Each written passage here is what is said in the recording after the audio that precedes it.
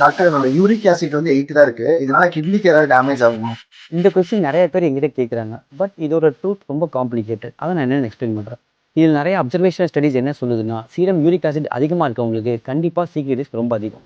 இதில் association strong. ஆனால் இதுவாக காசுன்னு கேட்டிங்கன்னா இது debatable topic. Uric acid kidney damage cause பண்ணுதா அல்லது கிட்னி டேமேஜ்னால உங்களுக்கு யூரிக் ஆசிட் ரைஸ் ஆகுதுன்றது கன்ஃபார்மாக தெரியாது.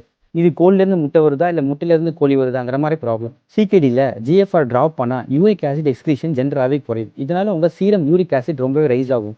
So cause versus effect completely unclear. இதுக்கு கிளினிக்கல் எவிடன்ஸும் நிறையா இருக்குது. ஃபெதர் ட்ரையல் 2018 ஜப்பானில் இது பண்ணாங்க. அல்லோபியூர்னால்ங்கிற ட்ரக்கை ஹைப்பர்யூரிசினிக் பேஷண்ட்ஸ்க்கு கொடுத்தாங்க. அதில் எந்த பெனிஃபிட்டும் ஜிஎஃப்ஆர் ப்ரிசர்வேஷனும் இல்லை. சிகேடி ஃபிக்ஸ் ட்ரையல் 2019 இதே மாதிரி பண்ணாங்க. அதுலேயும் சேம் கன்க்ளூஷன் தான். பட் யூரிக் ஆசிட் ஹையாக இருக்கவங்க யார் யார் ட்ரீட்மெண்ட் எடுத்துக்கலாம் நான் கேட்குறேன். ஃபர்ஸ்ட், சிம்டமேட்டிக் கவுட் இருக்குது பேஷண்ட்டில், அக்ரெசிவாக ட்ரீட் பண்ணணும். கால்சிஜன் ப்ளஸ் அல்லோபியூர்னால் சேர்த்தே கொடுக்கணும். Second, uric acid more than 10 இருக்குது. பட் ஆனால் உங்களுக்கு சிம்டம்ஸே இல்லைனாலும் ட்ரீட்மெண்ட் கன்சிடர் பண்ணணும். தேர்ட், கேன்சர் பேஷண்ட்ஸ்க்கு டியூமர் லைசிஸ் சிண்ட்ரோம் அப்படிங்கிறது வரும். அதை ப்ரிவென்ட் பண்ணுறதுக்காக நம்ம ராஸ்பியூரிக் அல்லோபியூர்னால் கொடுக்கலாம். Fourth, uric acid nephropathy. இதில் யூரிக் ஆசிட் கிறிஸ்டல்ஸ் ரொம்ப ரேராக வரும், mostly in tumour lysis. Uric acid ஹையாக இருந்தால் பேனிக் ஆகாதீங்க. ரெகுலராக உங்கள் serum uric acid renal function test எடுத்து மானிட்டர் பண்ணுங்க.